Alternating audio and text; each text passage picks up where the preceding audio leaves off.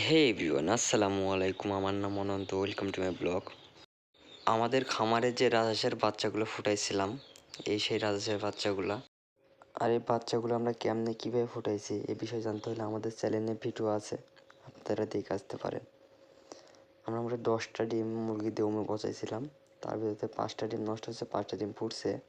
এই যে বাচ্চাগুলোকে আমরা লিয়ালি স্টেটার ফিড খাওয়াইতেছি আর ভুসি খাওয়াইতেছি। বাচ্চাগুলোর বয়স আজকে 12 দিন। আলহামদুলিল্লাহ, বাচ্চাগুলো সুস্থ সবল আছে।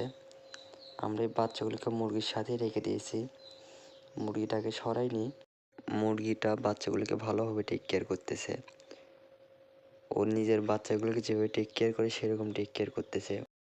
আর আপনারা আমার জন্য সবাই দোয়া করবেন এবং আমার খামারের জন্য সবাই দোয়া করবেন, যাতে আমি ভবিষ্যতে আপনাদেরকে ভালো ভালো ভিডিও দিতে পারি।